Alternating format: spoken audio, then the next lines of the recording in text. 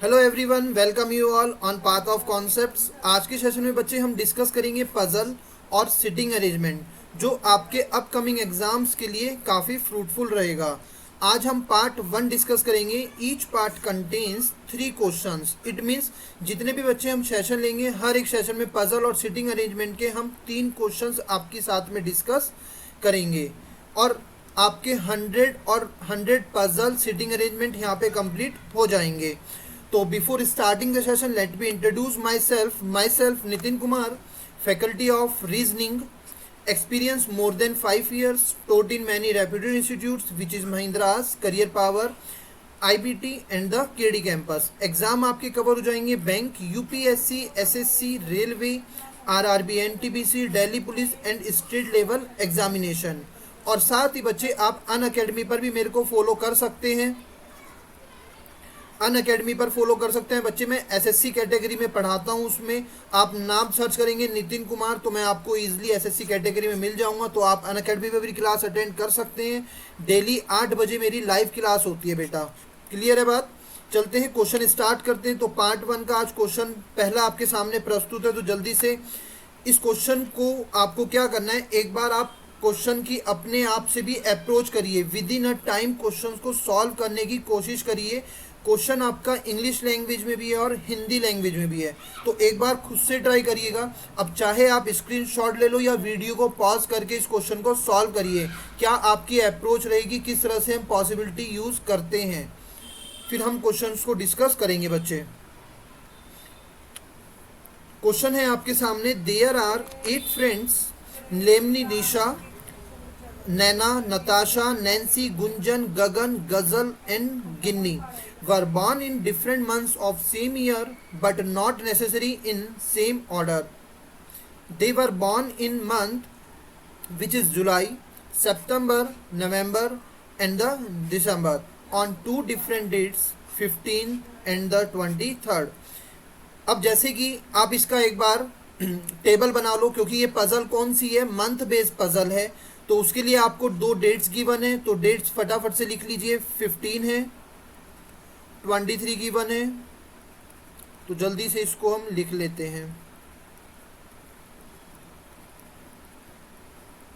Month 4 month दिए हैं आपको, तो मंथ कौन कौन से दिए हैं, जुलाई, सितंबर, ये आपका प्री लेवल का है, ध्यान रखिएगा, राइट। और पॉसिबिलिटी पूरी है, जो अपकमिंग एग्जाम्स हैं आपको क्वेश्चंस देखने को मिलेंगे, तो प्रॉपर वे में ध्यान से पढ़िए किस तरह से क्वेश्चन हम सॉल्व कर रहे हैं। अब जो भी आपको मंथ्स गिवन है, इनमें आपको डेज पता होने चाहिए, कौन से मंथ में कितने डेज होते हैं बेटा। तो जुलाई में होते हैं यहाँ पे 31, 30, नवंबर 30 और दिसंबर में 31। तो जैसे कि यहाँ पे 8 पर्सन्स आपको 8 फ्रेंड्स सिटिंग करानी है, तो यहाँ पे आप देख सकते हो 8 फ्रेंड्स आप सिटिंग करा सकते हो इजिली। हमने टेबल यहाँ पे बना ली है। अब नंबर ऑफ पॉसिबिलिटी भी आप देख लो, यहाँ पे नंबर ऑफ पॉसिबिलिटी देख लेते हैं कितनी बनाएंगे। यहाँ पे 1, 2, चलो इतनी पॉसिबिलिटी इनफ है। अगर ज़रूरत पड़ी तो हम और भी बना सकते हैं। जो जो इन्फॉर्मेशन है उसको प्रॉपर रीड आउट करिए। गिन्नी वॉज नॉट बॉर्न बिफोर निशा, मतलब गिन्नी जो है निशा से पहले नहीं है यार, इसका मतलब बाद में होगी। तो लिख लो यहाँ पे जो निशा है, निशा के बाद गिन्नी रही होगी। क्लियर है? जस्ट बाद नहीं है, कभी भी हो सकती है। आगे, only 1 girl was born between Ginni and गजल। भाई गिन्नी और गजल के बीच में एक लड़की का गैप है, और ये दोनों ऊपर नीचे भी हो सकते हैं, मतलब गजल ऊपर भी हो सकती है, गिन्नी ऊपर हो सकती है, तो ये आपस में इंटरचेंज कर सकते हैं। हम इस तरह से इसको रीड आउट करेंगे। बोथ गिन्नी एंड गजल were born in month which has 30 days, मतलब कौन से मंथ में, जिस मंथ में आपके 30 डेज होंगे। इट मीन सितंबर या नवंबर में ये दोनों लड़कियां आएंगी, गिन्नी एंड गजल। आगे, only 1 girl was born between Ginni and Gagan. Ginni और गगन के बीच में बच्चे एक पर्सन का गैप है, राइट। तो इसको भी आप इसी तरह से लिख लो, ये ऊपर नीचे हो सकते हैं। आगे, 3 girls were born between Natasha and Gunjan. अब देखिएगा, नताशा और गुंजन के बीच में 3 व्यक्ति रहते हैं। गुंजन 1 2 3 और नताशा यहाँ पे, तो इनके लिए भी कोई इन्फॉर्मेशन गिवन नहीं है, ये भी इंटरचेंज कर सकते हैं अपनी पोजीशंस। आगे नैन्सी वाज बॉर्न इन जुलाई, ये कंफर्म इन्फॉर्मेशन है, नैन्सी इन दोनों प्लेस पे आएगी, तो देखेंगे आगे हम चेक करेंगे। इसको इधर लिख लेते हैं, नैन्सी जुलाई में है, ये कंफर्म है, right. Naina was not born in July, अब भाई नैना जो है जुलाई में पैदा नहीं हुई है। Nisha was born on date of 23rd of a month, जो निशा है वो बच्चे कहाँ कब हुई है पैदा, 23rd में, ये कंफर्म इन्फॉर्मेशन आ गई। एक गजल वाज बॉर्न आफ्टर गुंजन, अब ये देखिएगा यहाँ पे एक चीज हमें क्लियर हो जाती है, गुंजन और नताशा के बीच में जैसे कि 3 लोग हैं और ये अपनी पोजीशन को इंटरचेंज कर सकते हैं, बट यहाँ पे ये चीज कंफर्म होती है, जो गजल वाज बॉर्न आफ्टर गुंजन, मतलब गुंजन के बाद में गजल होगी but before Natasha, it means Gunjan ऊपर ही होगी और नताशा नीचे ही होगी, ये चीज हमारी कंफर्म हो गई। तो बच्चे यहाँ पे क्या करेंगे, गजल इन दोनों के कहीं बीच में होगी, ये 3 प्लेस हैं, तो इन 3 प्लेस में से गजल कहीं पे भी हो सकती है, वी डोंट नो कहाँ पे है। आगे देखिए, निशा वाज नॉट बॉर्न इन नवंबर, निशा जो है बेटा नवंबर में बॉर्न नहीं होती है, तो ये भी मैंने लिख लिया है यहाँ पे, ठीक है। इस तरह से हमने इन्फॉर्मेशन प्लेस कर ली है। अब देखिएगा यहाँ पे आपको प्लेसिंग करनी है इनकी, जो भी ये पर्सन्स दिए हुए हैं आपको। सबसे पहले हम कौन सा पर्सन प्लेस करेंगे, निशा के बारे में बहुत ज़्यादा इन्फॉर्मेशन गिवन है, तो निशा को ही सबसे पहले हम प्लेस करेंगे। क्वेश्चन कहाँ से स्टार्ट करेंगे, निशा से क्वेश्चन स्टार्ट करते हैं। तो ये चीज़ आपको पता होनी चाहिए हमें कहाँ से लूप होल मिलेगा, कहाँ से क्वेश्चन स्टार्ट करना होता है, क्योंकि अब मैंने सभी इन्फॉर्मेशन यहाँ पे लिख ली है जो कि आपको दिखाई दे रही होंगी। तो निशा बेटा 23rd में है ना, और कौन से मंथ में रहेंगी ये अभी ये नहीं गिवन है, और गिन्नी और गजल 30 डेज वाले मंथ में रहेंगे।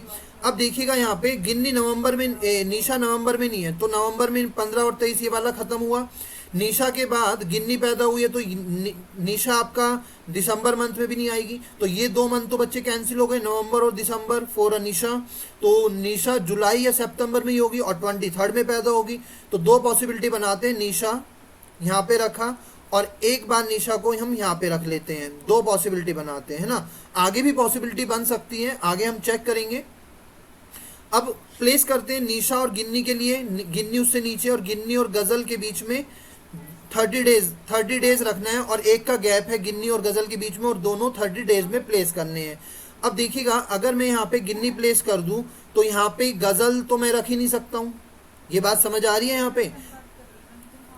और अगर गिन्नी यहाँ पे मैंने प्लेस कर दी सपोज दैट, तो 2 की गैप लगा के गजल नीचे नहीं आएगी क्योंकि ये 30 डेज में चाहिए, तो गजल हम ऊपर रख सकते हैं। 1 का गैप लगा के तो भाई गजल यहाँ पे आ गया, क्लियर हो गई बात। निशा की भी अगर बात करें सपोज दैट मैंने गिन्नी यहाँ पे रख दिया, इसके जस्ट नीचे पॉसिबिलिटीज ले रहे हैं, कहीं भी पॉसिबिलिटीज ले सकते हैं, तो इसके गैप में अगर हम बात करें तो गजल यहाँ पे आ जाएगी। पॉसिबिलिटी और भी बन सकती हैं, अभी हम ये 2 पॉसिबिलिटी लेके चलते हैं, देखते हैं कॉन्ट्राडिक्ट कहाँ पे करते हैं और चीज़ें कहाँ पे हम कंफर्म करेंगे। आगे देखिएगा यहाँ पे ये क्लियर हो गया, गिन्नी और गजल 30 डेज की गैप में है। अब गिन्नी और गगन की एक इन्फॉर्मेशन है, गिन्नी और गगन, गगन ऊपर नहीं आ सकता तो भाई गगन यहाँ पे रहा होगा, क्लियर हो गई बात। अगर गिन्नी यहाँ पर है तो गगन नीचे नहीं आएगा, और गगन ऊपर भी नहीं आ सकता। क्यों नहीं आ सकता, क्योंकि हमें यहाँ पे पता है भाई नैन्सी जुलाई में फिक्स है, तो ये जुलाई मंथ तो पूरा फुल हो जाएगा ना, इसलिए यहाँ पे हम कौन नहीं रख सकते, गगन नहीं रख सकते, तो ये वाली इन्फॉर्मेशन कॉन्ट्राडिक्ट कर गई, ये चीज़ का ध्यान रखिएगा। एक पॉसिबिलिटी और बना के चलेंगे, निशा मैंने यहाँ पे रखा, ठीक है, अभी बना के चलेंगे, इसको भी देखते हैं कॉन्ट्राडिक्ट करती है या नहीं। अब देखिएगा एक इन्फॉर्मेशन यहाँ पे ये दी हुई है, गुंजन और नताशा की अगर हम बात करें 3 का गैप है गुंजन और नताशा के बीच में, ये बात सभी को क्लियर है, गुंजन और नताशा के बीच में 3 का गैप है, और ये कौन से मंथ में नहीं होगी।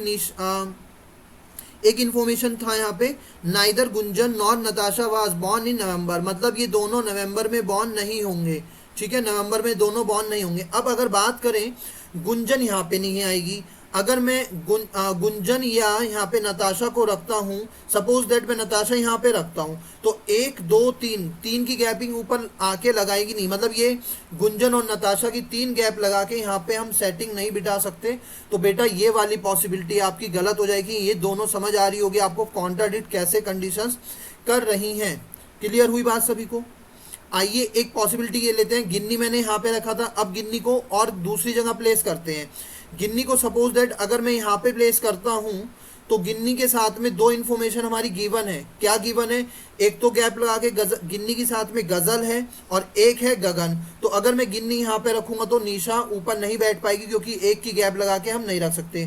तो एक बार बच्चे हम गिन्नी को कहाँ पे रखते हैं, यहाँ पे गिन्नी को अगर यहाँ पे रखता हूँ मैं, यहाँ पे हम 23 पे रख देते हैं। सपोज दैट गिन्नी अगर मैंने यहाँ पे रखी, मैं गिन्नी को यहाँ पे भी रख सकता था, क्योंकि अगर मैं एक की गैप लगा के यहाँ पे रखूंगा और एक गैप लगा के नीचे रखूंगा तो गिन्नी और गजल आपका 30 डेज में नहीं आ सकते। तो बच्चे गिन्नी आपका अगर मैंने यहाँ पे रखा तो उसके लिए इन्फॉर्मेशन हमारी यहाँ पे, ठीक है, गिन्नी मैंने यहाँ पे रखा 23 में।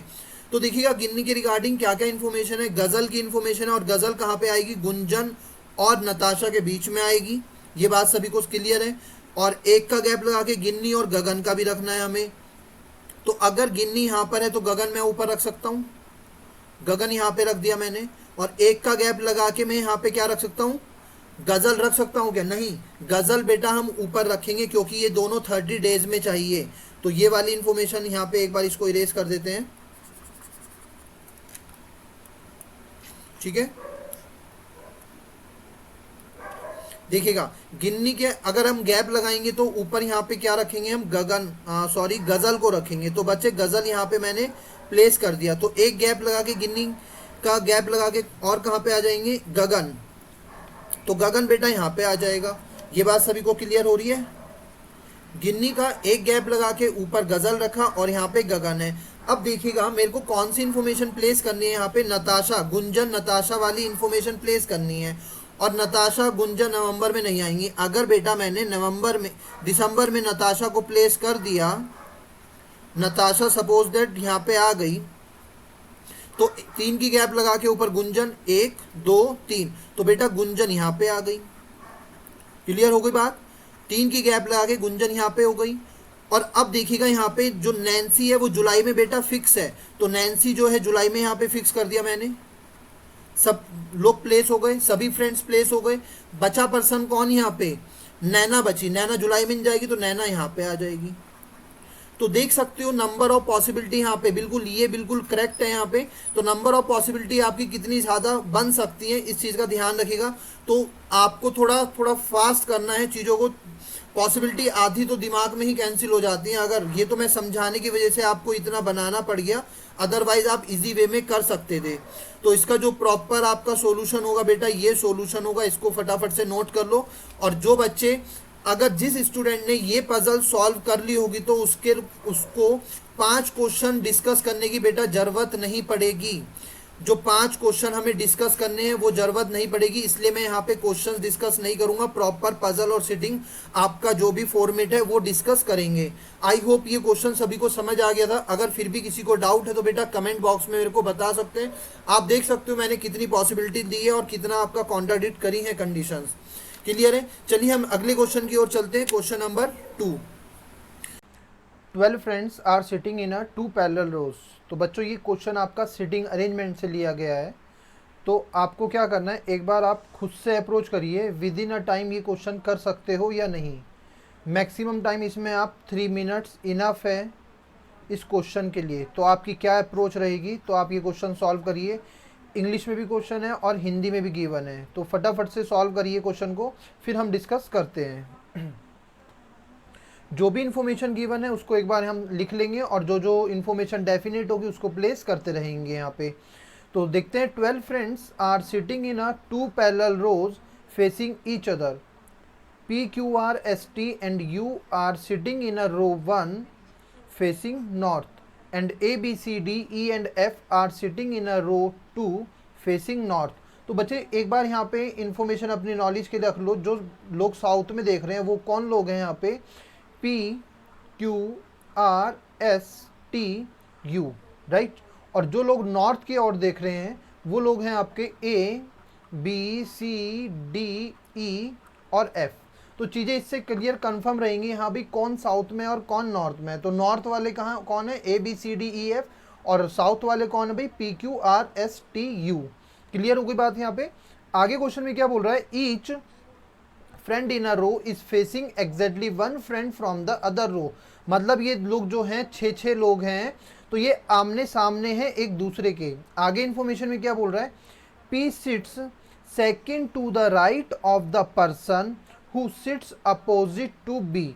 अब देखिएगा यहाँ पे इन्फॉर्मेशन क्या बोल रहा है, जो बी है यहाँ पे हमने बी को प्लेस करा और जो बी के विपरीत बैठा है उसके सेकंड राइट कौन है, सेकंड राइट कौन है, पी। तो ये अगर साउथ में देख रहा है इसका राइट साइड ये वाली हो जाएगी, राइट, 1 और 2। तो बच्चों पी यहाँ पे आ जाएगा क्योंकि पी सेकंड राइट है जो बी के अपोजिट में है। आगे B does not sit at any extreme end of the row. B extreme end पे नहीं है तो मतलब पर्सन तो ये तो है ही इसके सामने, और यहाँ पे भी कोई पर्सन होगा, तो भाई 4 लोग यहाँ पे बैठ गए हैं। अब बच्चे गलती क्या करते हैं, क्वेश्चन देखा नहीं और अपना 2 लाइन ऐसे खींची और 6 लोग ऐसे बिठाना शुरू कर दिया। तो ये वाली अप्रोच बिल्कुल गलत है, इस चीज़ का ध्यान रखिएगा। आपको क्या करना है, जो जो इन्फॉर्मेशन है उसके अकॉर्डिंग आप प्लेस करते रहिएगा, इजी वे में क्वेश्चन हो जाएगा। B does not sit at any extreme end of the row. B extreme end पे नहीं है, ये तो हमें कंफर्म हो गया। C and D are immediate neighbour of B. मतलब जो सी और डी है वो इमीडिएट नेबर है किसके, बी के, और डी इधर भी हो सकता है, सी इधर भी, मतलब ये अपनी पोजीशन को इंटरचेंज कर सकते हैं। And one of them sits an extreme end of the row. इन दोनों में भाई कोई एक्सट्रीम एंड पर है, अब ये नहीं पता कौन है, लेकिन एक चीज़ हमें यहाँ से कंफर्म हो गई, 6 लोग की जो सिटिंग है वो किस तरह से है। तो आप देख सकते हो यहाँ पे इसका मतलब ये एक एंड होगा, है ना। तो 6 लोग यहाँ पे अब कंफर्म हमारे हो गए भी किस तरह से सिटिंग हो गए। तो इस तरह से ये 6 लोग बैठे हुए हैं, क्लियर हो गई बात। और सी और डी यहाँ पे आएंगे, अभी ये नहीं पता एक्सट्रीम एंड पर कौन है। E sits second to the left of D. E जो है सेकंड लेफ्ट है डी के, but does not sit opposite to R. तो इतनी बात करते हैं, जो ई है वो सेकंड लेफ्ट है डी के।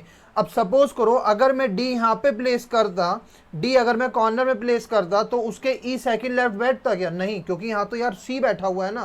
तो बच्चे डी आपका यहाँ पर आएगा, कोई पॉसिबिलिटी नहीं है, सिंपल केस है। और डी के सेकंड लेफ्ट है ई, तो ई यहाँ पे आया, तो ये एक्सट्रीम एंड पे बैठा है। तो ये हमारी ये इन्फॉर्मेशन क्लियर हो गई। आगे देखिएगा यहाँ पे, but does not sit opposite to R. अब ये बट किसके लिए यूज हुआ है, सबसे पहले ये भी कुछ बच्चों को डाउट रहता है, तो बट किसके लिए है। एंड और बट कभी भी आपका यूज होता है तो वो प्रीवियस सेंटेंस के फर्स्ट पर्सन के लिए यूज होता है। क्लियर हो गई बात यहाँ पे। प्रीवियस सेंटेंस के फर्स्ट पर्सन कौन है यहाँ पे, ई। तो ई कहाँ पर है, does not sit opposite to R. मतलब यहाँ पे अब कंफर्म हो गया भाई, आर यहाँ पे नहीं होगा क्योंकि वो ई के अपोजिट नहीं बैठेगा। क्लियर है। आगे P is a neighbour of R। अब जो P है वो नेबर है R का, तो जाहिर सी बात है भाई R तो यहाँ पर ही आएगा क्योंकि नेबर ये वाला तो होगा नहीं और यह ही होगा यहाँ पे। आगे देखते हैं, but does not sit opposite to F। फिर से ये बट यूज हुआ है, तो प्रीवियस सेंटेंस का फर्स्ट पर्सन इज P।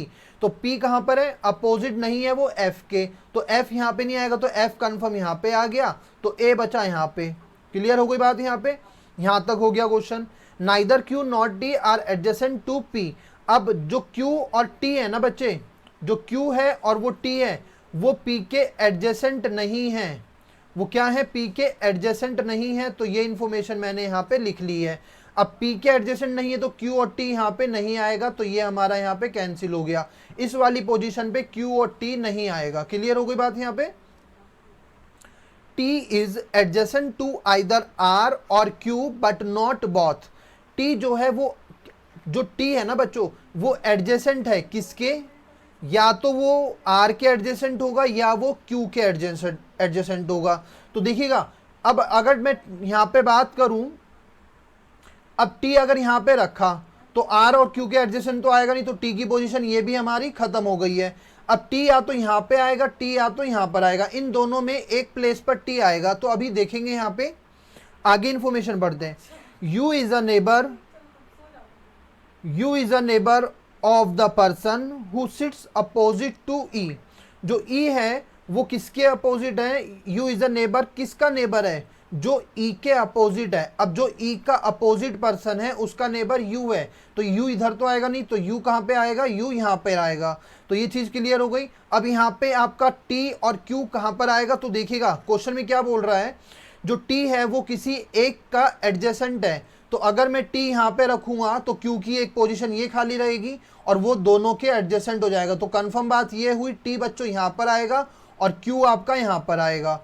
तो अब टी सिर्फ किसके एडजेसेंट है, क्यू के एडजेसेंट है, आर के एडजेसेंट नहीं है। अब जो रिमेनिंग पर्सन है, जो रिमेनिंग पर्सन इज एस, तो एस बेटा यहाँ पे आ जाएगा। तो ये आपका सिटिंग हो गई है, दो पैरेलल रोज में पर्सन यहाँ पे बैठ चुके हैं, P Q R S T A B C D E F. तो ये बिल्कुल राइट है यहाँ पे इंफॉर्मेशन। अब मैंने आपको पहले ही बताया था, जो स्टूडेंट इसको सॉल्व कर लेगा तो उसको 5 क्वेश्चन करने में कोई दिक्कत नहीं आएगी, वो 5 क्वेश्चन तो ऐसी हवा में उड़ा देगा एकदम। 30 सेकंड में 5 क्वेश्चन उड़ा दोगे अगर ये आपका प्रॉपर बन गया। अब इसको क्रॉस चेक कैसे करते हैं, क्रॉस चेक आप क्या करोगे, सभी इंफॉर्मेशन को एक बार रीड करिए, अगर कोई इंफॉर्मेशन आपका सेटिस्फाई नहीं होती है तो इसका मतलब जो हमारा ये अरेंजमेंट है बच्चों ये गलत होगा। अगर आपकी सारी इंफॉर्मेशन सेटिस्फाई होती हैं तो ये हमारा बिल्कुल सही है अरेंजमेंट। आई होप ये क्वेश्चन समझ आ गया होगा। नेक्स्ट क्वेश्चन की ओर चलते हैं। क्वेश्चन नंबर 3, जल्दी से बताइए।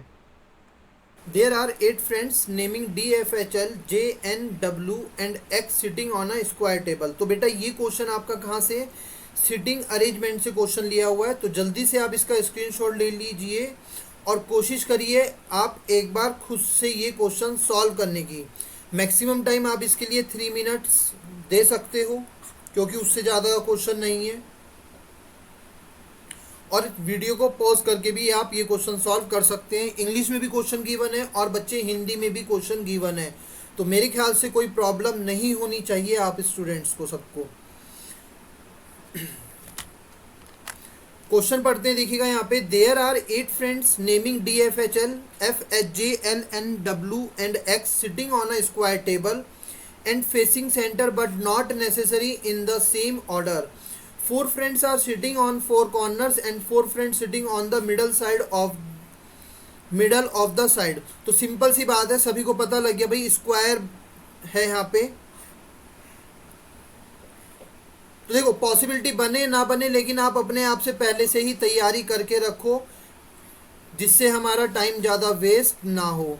ठीक है, तो देखिएगा यहाँ पे फटाफट से, कॉर्नर में बैठे हैं 4 लोग और 4 लोग मिडल में बैठे हैं यहाँ पे, और सभी सेंटर की ओर देख रहे हैं। सबसे अच्छी बात यह है आपका सभी सेंटर की ओर देख रहे हैं, तो ज़्यादा कंफ्यूज होने वाली ज़रूरत नहीं है, ज़्यादा टाइम वेस्ट नहीं करेंगे इधर ये एरो लगाने में, है ना बच्चे। जब पता है यार सभी लोग अंदर की ओर देख रहे हैं ना, तो ध्यान रखिएगा बच्चे बिल्कुल सजा सजा के बिल्कुल रफली करिए और फटाफट करेंगे, जिससे 3 मिनट में क्वेश्चन सॉल्व हो जाए। आगे क्वेश्चन में क्या बोल रहा है, they are wearing different watches namely Rolex, Montblanc, Omega, Puma, Gucci, Cartier, Titan and Rado. J is not wearing Omega. तो बच्चे जे जो है ओमेगा वियर नहीं करता है, तो यहाँ पे जल्दी से इंफॉर्मेशन हमें लिख लेनी है यहाँ पे। तो जे ओमेगा वियर नहीं करता है। आगे 2 people sit between W and L N. W और एन के बीच में 2 व्यक्ति बैठे हैं। W sit in middle of the side. W कहाँ पर है, मिडल में है। आगे इंफॉर्मेशन क्या है, L is wearing L is wearing Titan and sit opposite to X। जो L है बेटा वो क्या वियर कर रहा है यहाँ पे, टाइटन वियर करता है और जो X के विपरीत है। क्लियर हो गई बात यहाँ पे। तो ये अपोजिट का साइन आप अपने भी यहाँ पे ट्रिक्स लगा सकते हैं भाई, आप जैसे भी अपनी शॉर्ट फॉर्म में लिखना चाहते हैं तो लिख सकते हैं, सबके लॉजिक्स अलग अलग होते हैं, बस आपको आपकी लैंग्वेज समझ आनी चाहिए, इस चीज़ का ध्यान रखिएगा। The one who wearing Rolex sits immediate left of D। जो बंदा रोलेक्स वियर करता है वो जस्ट लेफ्ट है किसके, डी के। तो वो जस्ट लेफ्ट है किसके, डी के। क्लियर हो गई बात। The one who wearing Rolex just sit immediate left of D। H who is wearing Montblanc, जो H है और Montblanc वियर करता है, sit second to the left of J. तो ये सेकंड लेफ्ट कहाँ पर बैठा है, जे के सेकंड लेफ्ट है। L and H R immediate neighbour. जो एल है और एच है वो नेबर्स हैं, है ना, नेबर्स हैं। आगे X sits third to the left of D, जो एक्स है वो बेटा थर्ड लेफ्ट है किसके, डी के। X sits third to the third left of D and does not wear Rolex. अब जो एन है बेटा उसने रोलेक्स नहीं वियर करी है। क्लियर हो गई बात यहाँ पे। तो N does not wear Rolex. The one who is wearing Rado and the one who is wearing Omega are immediate neighbour. अब देखिएगा जो आपके राडो है और जो ओमेगा है ये बेटा क्या है, नेबर है ना, ये दोनों क्या है, नेबर है।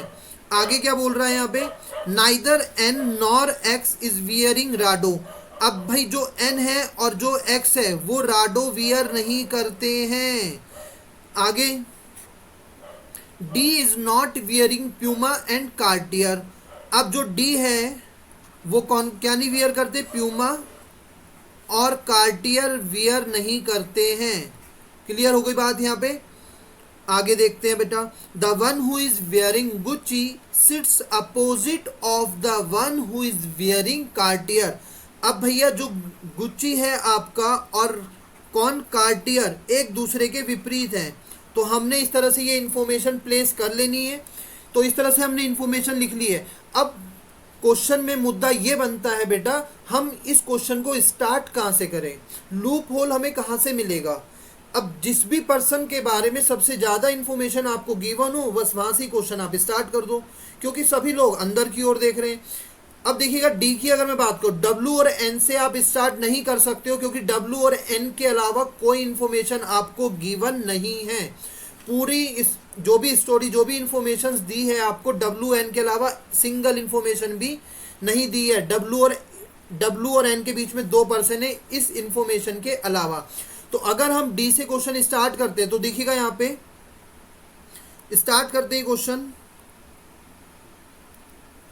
देखते हैं जो डी अगर मैंने सपोज दैट यहाँ प्लेस करा तो डी के यहाँ पे एक्स जो है वो थर्ड लेफ्ट है, 1 2 3, तो एक्स आपका यहाँ पे आ गया। क्लियर है। तो भाई ये हमारी इंफॉर्मेशन यूज हो गई।